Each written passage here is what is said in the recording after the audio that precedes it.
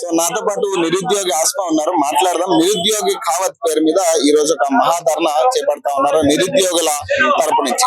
So నిరుద్యోగులు ఒకటే, మొదటి నుంచి వాళ్ళ నినాదాలు ఒకటే, 2 లక్షల ఉద్యోగాలు మాకు ఇస్తానన్న హామీలు మీరు నెరవేర్చాలనేది వాళ్ళ ప్రధాన డిమాండ్. మొదటి నుంచి కూడా ఇదే డిమాండ్ మీద వాళ్ళు నిలబడ్డారు. సరే, ఇప్పటికీ ప్రభుత్వం ఒక్క ఉద్యోగాన్ని కూడా స్వతహాగా భర్తీ చేసిన పరిస్థితి కనపడట్లేదు. సరే, మాట్లాడదాం. మీరు మొదటి నుంచి ఇదే నినాదంతో మీరు ముందుకెళ్తా ఉన్నారు, కానీ ఈ రోజు కూడా మీరు అదే నినాదానికి పరిమితమైన పరిస్థితి. కనీసం ఒక్క ఇంచు కూడా మీ నినాదాల నుంచి ఒక్క ఇంచు కూడా ఉద్యోగం పెరిగిన పరిస్థితి కనపడట్లేదు. ఏం చెప్తారు? అసలు ఇప్పుడే కాదు, ఇంకో 3 సంవత్సరాలు అయినా సరే, మళ్ళా ఎన్నికలు వచ్చినా సరే ఇలాంటి ధర్నాలు ఇంకా చాలా జరుగుతాయి. ఇక్కడ చాలా జరుగుతాయి. ఇక్కడ అభ్యర్థులకు మారొచ్చు, కానీ ధర్నాలు మాత్రం యథావిధిగా నిరుద్యోగుల ధర్నాలు ఇదే స్టేజ్ మీద చాలా జరుగుతాయి. నిరుద్యోగుల కోసమే ఈ ధర్నా చౌక్ ఓపెన్ చేసినట్టుంది. కానీ ఎట్టకేకలకి మేము అనుకున్న పర్మిషన్ రాదని, కానీ పర్మిషన్ ఇచ్చిర్రు. వచ్చే వరకు నమ్మకం లేదు. ఎందుకో మరి నిరుద్యోగులు కూడా ఎక్కువ రాలేదు. ఇక్కడ ఎక్కడ లోపం జరిగిందంటే, ప్రతి రాజకీయ నాయకుడిని ఒకరిని పిలిచేది ఉండే. ఎందుకంటే పిలవకపోతే వాళ్ళు చేసిన తప్పు కూడా వాళ్ళకి ఎట్లా అర్థమవుతుంది? ఇప్పుడు బీఆర్ఎస్ చేసిన తప్పు వాళ్ళకి చెప్పాలంటే మనం ఇక్కడ కూర్చోబెట్టే వాళ్ళని చెప్పాలి. బీజేపీ ఏమీ చేస్తలేదు, తెలంగాణలో లేదు. మొత్తం బడ్జెట్ లో మనకి విద్యకి ఎలాంటిది ఏం కేటాయించలేదు. అట్లాంటప్పుడు బీజేపీ వాళ్ళని కూడా ఒక పర్సన్ ని కూర్చోబెట్టింటే వాళ్ళకి సిగ్గొస్తుండే. ఇక్కడ ఏమైందంటే కొంచెం ఉండేదే 10 మంది ముందలు ఉండడం వల్ల, మిగతా వాళ్ళు వేరే జిల్లాల నుంచి రావడం వల్ల, ఇదంతా అవ్వడం వల్ల కొంచెం మిస్ మ్యాచ్ అయింది ఇక్కడ. దీనికి రాజకీయాన్ని కూడా ముడిపెడతా ఉన్నారు కదా, రాజకీయ నాయకుల అండతో ఇవన్నీ జరుగుతా ఉన్నాయి. నిరుద్యోగులు అమ్ముడుపోయారని నిన్న బల్మూరు వెంకట్ ప్రెస్ మీట్ లో ఏం చెప్తా ఉన్నాడు? 70,000 ఉద్యోగాలు 2 ఏళ్లలో ఇచ్చాం మేము, ఇక ముందు ఇంకా ఉద్యోగాలు ఇస్తామని చెప్తా ఉన్నారు కదా. ఇస్తారు బాగా ఇస్తారు.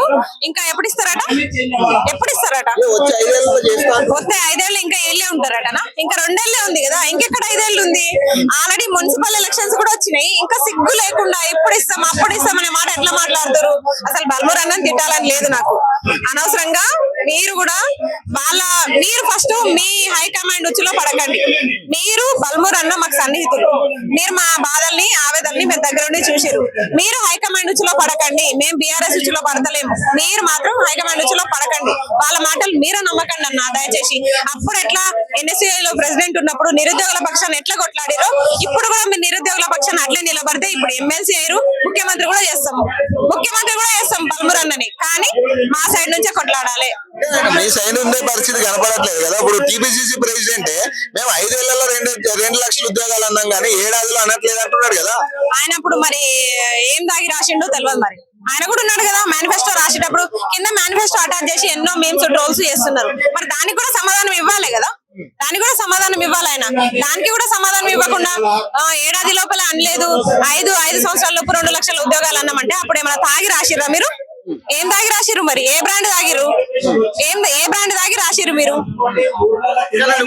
ఇప్పుడు ఈ ఉద్యమం చూస్తా ఉంటే, ఇప్పుడు ఈ రోజు ధర్నా చూస్తుంటే ఏమనిపిస్తా ఉంది? దాదాపు నిరుద్యోగులందరూ కూడా ఇక్కడికి చేరుకున్న పరిస్థితి, వాళ్ళందరూ కూడా వాళ్ళ ఆవేదన మాట్లాడుతా ఉన్నారు. ఏమనిపిస్తా ఉంది? ఒక నిరుద్యోగం నువ్వు పోరాటం చేస్తా ఉన్నావు ఫ్రంట్ లైన్ లో ఉండి, మరి ఈ రోజు ఇంతమంది నిరుద్యోగులు వచ్చి నీకు సపోర్ట్ గా నిలబడుతూ మాట్లాడుతా ఉన్నారు. వీళ్ళ సమస్యలు వింటున్నప్పుడు నీకు ఏమనిపిస్తుంది అంటే, ఎన్ని రోజులు మేము ముందల 10 మంది ముందు కొట్లాడేసరికి వీళ్ళు ఏమనుకున్నారు అంటే ఈ 10 మంది అనుకున్నారు. ఈ రోజు ఈ 10 మంది తప్ప వచ్చిన ప్రతి నిరుద్యోగి మాట్లాడతారు. దమ్ముంటే వీళ్ళ వాయిస్ వినండి. రాజకీయ నాయకులు ఇప్పుడు వింటున్నారు కదా, ప్రతి లైవ్ చూస్తూనే ఉంటారు. ఇప్పుడు ఈ వాయిస్ మీకు దమ్ముంటే ప్రతి ఒక్క నిరుద్యోగి వేరే జిల్లాల నుంచి వచ్చిరు, 33 జిల్లాల నుంచి వచ్చిరు, వీళ్ళందరూ కూడా మీకు ఓటేసిన వాళ్ళే. వాళ్ళు స్వయంగా చెప్తున్నారు ఇంకోసారి కాంగ్రెస్ పార్టీకి ఓటేయమని. అలాంటి పరిస్థితికి మీరు తెచ్చుకున్నారు. మొదటి నుంచి కూడా మీరు ఇదే అంశం మీద కొట్లాడుతూ ఉన్నారు కదా, కనీసం ఇంచు కూడా ఒక్క నామినేషన్, ఒక్క నోటిఫికేషన్ కూడా మీకు ఉపయోగం మీరు సాధించింది అనేది ఏం లేదు. అదే 70,000 నినాదం ఇప్పటికీ జరుగుతూనే ఉంది. అదే పాత నోటిఫికేషన్ కి వీళ్ళ అకౌంట్ లో వేసుకునే పరిస్థితి కనపడుతుంది. కానీ కాంగ్రెస్ పార్టీ మీరు అడుగుతున్న దాని మీద ఒక్క నోటిఫికేషన్ కూడా వేసిన పరిస్థితి ఇప్పటి వరకు కనపడట్లే. ఏం చెప్తారు? ఇప్పుడు మొన్న హార్వర్డ్ యూనివర్సిటీలో ఒక విద్యార్థి పోయి చదువుకొని వచ్చాడు. ఆ విద్యార్థి కూడా నెక్స్ట్ మాకు నిరుద్యోగుల పక్షాన చేరతాడు. ఇప్పుడు విద్యార్థి అయ్యిండు, నెక్స్ట్ ఏ కాలేజ్ లో చేరతాడు? ఆయన ఒక కాలేజ్ చూసుకొని 2 సంవత్సరాలు గ్రాడ్యుయేట్ పూర్తి చేసుకున్న తర్వాత ఆయన కూడా నిరుద్యోగం అవుతాడు కదా. అప్పుడు మా బాధ ఏందో ఆయనకు తెలుస్తుంది. అప్పుడు ఆయన మాతో కలిసి కొట్లాడతాడేమో చూద్దాం. ఇది ఆస్మా గారు చెప్తా ఉన్నారు. సో ఒకసారి నిరుద్యోగుల ధర్నా ఎట్లా జరుగుతుందో ఒకసారి చూద్దాము. సో నిరుద్యోగుల ఖావత్ పేరు మీద వీళ్ళు దాదాపు 2 లక్షల ఉద్యోగాల నోటిఫికేషన్ గురించి ప్రధానంగా మొదటి ఏడాదిలో వచ్చిన మొదటి ఏడాది నుంచి కూడా 2 లక్షల ఉద్యోగాలు మాకు భర్తీ చేస్తా ఉంది ప్రభుత్వం. సో ఈ 2 లక్షల ఉద్యోగాలు మాకు భర్తీ చేయాలంటూ కూడా వాళ్ళు మొదటి నుంచి కూడా ఇదే నినాదంతో వాళ్ళు మాట్లాడుతా ఉన్నారు. సో ప్రస్తుతం ఒక్కసారి ఎట్లా జరుగుతుందో సార్ మాట్లాడుతున్నారు నిరుద్యోగులందరూ కూడా ఒక్కసారి చూసే ప్రయత్నం చేద్దాం. మొత్తం ఎక్కడికక్కడ భారీ బందోబస్తు కనపడతా ఉంది. సో ఒకసారి చూడొచ్చు మొత్తం ఇక్కడ నుంచి కూడా మొత్తం ఈ నిరుద్యోగుల కావత్తుకు సంబంధించి వీళ్ళ నిరసన జరుగుతా ఉంది.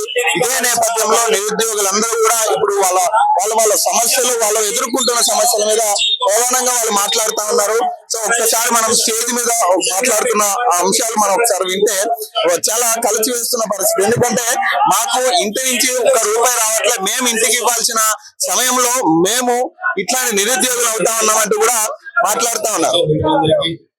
ఏం చెప్తారు ఈ రోజు మరి ఈ కావత్ పేరు ఈ రోజు? ఎందుకంటే 2 సంవత్సరాల నుంచి నిరుద్యోగులు విద్యార్థులు అంతా ఓపిక పడుతున్నాం కాబట్టి ఈ ధర్నా అనేటువంటి తెలంగాణ రాష్ట్ర నిరుద్యోగుల యొక్క పోరాటం మా ఆత్మ గౌరవం. ఖచ్చితంగా ఈ రాష్ట్ర ప్రభుత్వం 2 లక్షల ఉద్యోగాలు ఇప్పించే వరకు ఖచ్చితంగా వేలాది మంది ఇప్పుడు కలిగి వస్తా ఉన్నాం. ముస్లిం యూనివర్సిటీ చిక్కడపల్లి నుంచి అశోక్ నగర్ నుంచి ప్రతి వారు ఖచ్చితంగా రాష్ట్ర ప్రభుత్వం యొక్క గద్దెలు దింపే విధంగా ఖచ్చితంగా మేము ప్రయత్నం చేస్తా ఉన్నాం అన్నమాట. ఇప్పుడు మీరు ఇంతగానం ధర్నాలు చేస్తా ఉన్నారు కదా, కనీసం ప్రభుత్వం నుంచి ఒక్క నోటిఫికేషన్ ఎక్స్ట్రా పడినట్టుగా కనపడట్లే. అదే 70,000 ఉద్యోగాల పేరు మీద నిన్న బల్మూరి వెంకట్ కూడా ప్రెస్ మీట్ లో అదే చెప్తా ఉన్నాడు. 2 ఏళ్లలో 70,000 ఉద్యోగాలు ఇచ్చాం మేము, ఇంకా రానున్న రోజుల్లో ఇంకా ఉద్యోగాలు ఇచ్చే కల్పనలో మేము భాగస్వాములు అవుతామని చెప్తాం.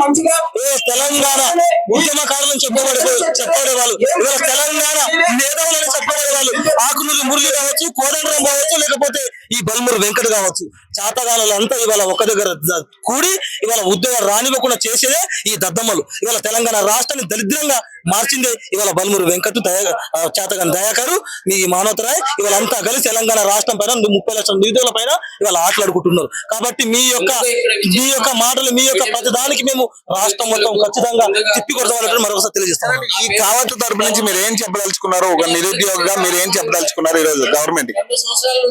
అయ్యా రేవంత్ రెడ్డి గారు, ఎందుకంటే మేము ర్యాలీ నిర్వహించి 1000-2000 మంది మేము ర్యాలీ నిర్వహిస్తా అని చెప్పినాం. కాబట్టి ర్యాలీకి మీరు పర్మిషన్ ఇవ్వలేదు. కాబట్టి ధర్నా అనేటువంటిది ఈ ధర్నా కన్నా చూసి సిగ్గుతోటి తల వంచి ఇప్పటికన్నా మీరు చేసిన తప్పులు అనేటువంటి సరిదిద్దుకొని, ఎందుకంటే ప్రతి ఒక్కరిపైన దాడులు చేయడం కాదు, కేసులు పెట్టడం కాదు, ఇవాళ ఉద్యోగ నోటిఫికేషన్ ఇవ్వకపోతే తెలంగాణ మొత్తం తువాలు ఇస్తుంది. ఇప్పటికైనా సిగ్గు తెచ్చుకొని ఉద్యోగ నోటిఫికేషన్ ఇవ్వాలని మరొకసారి మిమ్మల్ని మేము సర్వముఖంగా కోరుకుంటా ఉన్నాం. సో చూడొచ్చు నిరుద్యోగులందరూ కూడా బైఠాయించిన పరిస్థితి. ప్రధానంగా వాళ్ళ సమస్యల గురించి మాట్లాడే ప్రయత్నం చేస్తా ఉన్నారు. సో ఒకసారి కొంతమందితో మాట్లాడే ప్రయత్నం చేద్దాం. బాబు గారు చెప్పారు 10 లక్షల మంది నిరుద్యోగులు ఉన్నారు. 10 లక్షల మంది ఎట్లా ఇస్తాం మేము?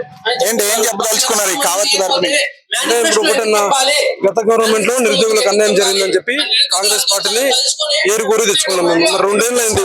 వాళ్ళు ఇచ్చినటువంటి హామీలు నెరవేర్చమంటే ఈ రోజు నిరుద్యోగులని ఒక్కొక్క విధంగా మాట్లాడుతున్నారు. ఒకరు బీఆర్ఎస్ పార్టీ అంటున్నారు, ఒకరు బీజేపీ పార్టీ అంటున్నారు, కొందరు అయితే లగారంతో ఉన్నటువంటి మాటలు, మరికొందరు అయితే వాళ్ళు అసలు చదివే రాదని చెప్పి మాట్లాడుతున్నారు.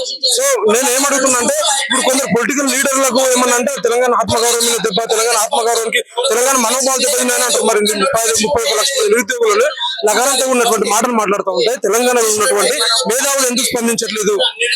ఇప్పుడు ఆ మేధావులు అందరూ కూడా కాంగ్రెస్ పార్టీలో ఉన్న చాలా మంది మేధావులు అదే 2 ఏళ్లలో మేము 70,000 ఉద్యోగాలు ఇచ్చాము, ఇంకా రానున్న రోజులు ఇంకా ఉద్యోగ కల్పన చేస్తాం ప్రభుత్వం తరపు నుంచి అని చెప్తా ఉన్నారు. ఇప్పుడు దీనికి ఏం చెప్తారు? అంటే మీరు ఇన్ని నినాదాలు చేసినా కూడా కనీసం ఒక్క నోటిఫికేషన్ కూడా సాధించలేకపోయారు కదా ఇప్పుడు నిరుద్యోగులందరూ కూడా. అన్న వాళ్ళు ఒక్క జనరల్ నోటిఫికేషన్ కూడా వేయలేదు. అది మొత్తం 2022. ఇప్పుడు గూగుల్ లో సెర్చ్ చేయండి మీరు, 2022, 2023 వచ్చినటువంటి నోటిఫికేషన్ అవన్నీ. వీళ్ళు వచ్చిన తర్వాత అప్పుడు ఎలక్షన్ నోటిఫికేషన్ ఉన్నందుకు నియామక పత్రాలు వేయలేరు. అన్ని వాళ్ళు అంటే అప్లికేషన్ ఫీజు తీసుకున్నారు, మొత్తం ఇచ్చేసారు. కాకపోతే రిజల్ట్ వచ్చేసరికి వీళ్ళు ఇచ్చిన తర్వాత జస్ట్ నియామక పత్రాలు మాత్రం రేవంత్ రెడ్డి గారు ఇచ్చారు. అది 31 లక్షల మంది నిరుద్యోగులు అడగని చెప్తారు. ప్రతి గ్రామంకి వెళ్ళి నిరుద్యోగులు ఎవరైతే ఉన్నారో వాళ్ళందరినీ అడిగితే వాళ్ళు చెప్తారు ఎవరు ఇచ్చారు నోటిఫికేషన్ అనేది. వాళ్ళ మనసాక్షి కూడా తెలుసు, వాళ్ళకు ఉద్యోగం కూడా వేయలేమని చెప్పి. ఈ రోజు ఒకటన్నా శాసన మండలిలో శ్రీధర్ బాబు గారు అంటున్నారు, ప్రైవేట్ ఉద్యోగాలు చేసుకోండి, ఎవరు కూడా అంటే ఉన్న వాళ్ళందరూ మేము ఉద్యోగాలు ఇవ్వలేము కదా అని వాళ్ళు అంటారు. మేము ఏం అడిగినాం, ఖాళీగా ఉన్నటువంటి పోస్టులను భర్తీ చేయమని మేము అడిగినాం. ఖాళీగా ఉన్నటువంటి పోస్టులను భర్తీ చేయమంటే మేనిఫెస్టో చైర్మన్ అయ్యి మేనిఫెస్టో రాసినటువంటి వ్యక్తి నువ్వు ఆ విధంగా ప్రైవేట్ ఉద్యోగాలు చేసుకున్నాను ఎట్లా అంటావు? పిసిసి అధ్యక్షుడు మహేష్ కుమార్ గౌడ్ 5 ఏళ్లకు సంబంధించిన 2 లక్షల ఉద్యోగాలు ఇస్తామన్నారట. అంటే పచ్చి అబద్ధాలు ఆడుతా ఉన్నారు. పచ్చి అబద్ధాలు ఆడుతూ ఉంటే ఈ రోజు నిరుద్యోగులు కడుపు మండిపోతుంది, నిరుద్యోగులు చాలా నశించిపోతుంది, మా జీవితాలు ఆగమైపోతున్నాయి. ఇప్పుడున్న పరిస్థితుల్లో కూడా దాదాపు అందరూ కూడా నిరుద్యోగులు సపోర్ట్ గా కూడా వచ్చినట్టుగా కనపడట్లేదు కదా. చాలా మందిలో ఈ గందరగోళం కనపడతా ఉంది. ఇక అసహనం వ్యక్తం అవుతుందా? ఎందుకంటే ఇక ఉద్యోగాలు రావేమో మాకనే ఈ ఆశ అనేది పోయిందంటారు. 100% అన్న. ప్రభుత్వం కూడా ఇప్పుడు స్పందించకపోతుందంటే నిరుద్యోగులు అందరూ రోడ్ల మీదకి వచ్చినట్టు ప్రభుత్వం తట్టుకోలేదన్న. వీళ్ళు చూసిర్రు నేపాల్ బంగ్లాదేశ్ లో జనజన ఉద్యమాలు చూసారు, కానీ తెలంగాణలో కడుపు మంట రగిలినటువంటి తెలంగాణ రేవంత్ రెడ్డి గారికి తెలంగాణ ఉన్నటువంటి మేధావులన్న ఎవరైనా సరే చెప్పండి మాకు ఇప్పటికీ చూడండి అన్న, వాళ్ళని మేము అడగక ముందు వాళ్ళందుకు వాళ్ళు వచ్చారు.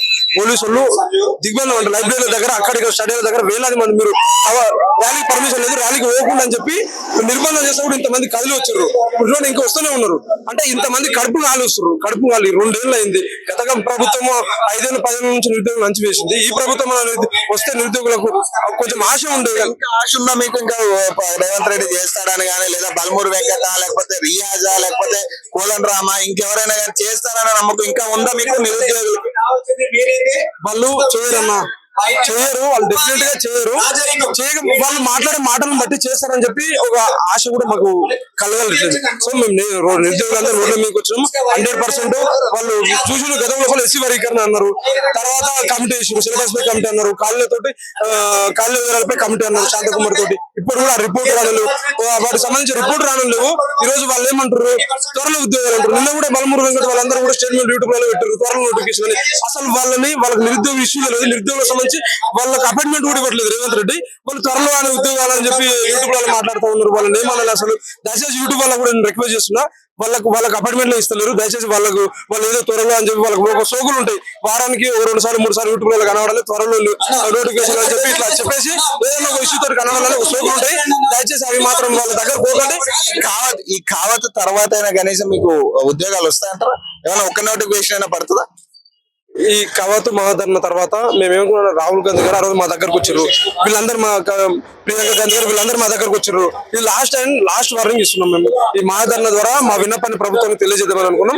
ఖచ్చితంగా మా విన్నపాన్ని వింటూ సాయంత్రంలో ఏదైనా స్పందిస్తారని చెప్పి మేము ఆశిస్తున్నాం. స్పందించకపోయిందంటే ఖచ్చితంగా రాహుల్ గాంధీ గారు మాకు హామీ ఇచ్చారు కాబట్టి రాహుల్ గాంధీ గారు ఢిల్లీలో తరఫు తెచ్చుకోవడానికి నిరుద్యోగులందరం పరిస్థితి.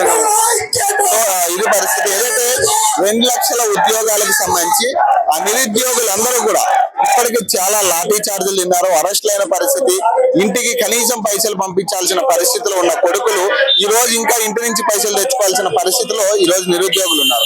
తెలంగాణ నిరుద్యోగుల గురించి పట్టించుకునే నాయకుల్లో కాంగ్రెస్ ప్రభుత్వం విఫలమైందనే విషయం క్లియర్ గా అర్థమవుతా ఉంది. ఈ నేపథ్యంలో వీళ్ళు ఒక ఫైనల్ బెల్ అనుకోవచ్చు. కాంగ్రెస్ పార్టీకి, అధికార పార్టీకి ఇది ఒక ఫైనల్ బెల్ అనుకోవచ్చు. ఈ ఫైనల్ బెల్ తర్వాత కూడా నిరుద్యోగులకి సంబంధించి ఏదైతే 2 లక్షల ఉద్యోగాలకు సంబంధించి ఈ నోటిఫికేషన్ రాకపోతే, ఉద్యోగాల మీద కల్పన మీద క్లారిటీ ఇవ్వకపోతే ఖచ్చితంగా వీళ్ళు నెక్స్ట్ లెవెల్ కి వెళ్తామంటూ కూడా వాళ్ళు హెచ్చరిస్తా ఉన్నారు ఈ ధర్నా వేదికగా. సో చూడాలి ఎట్లా ఉండబోతుంది. సో చాలా మంది నిరుద్యోగులు ఇప్పటికే మాట్లాడే ప్రయత్నం చేస్తా ఉన్నారు, మాట్లాడుతున్నారు కూడా. సో ఏం చెప్తున్నారు అనేది కూడా ఒకసారి మనం విందాం. సో మరిన్ని అప్డేట్స్ కోసం చూస్తూనే ఉండండి. ఓకే.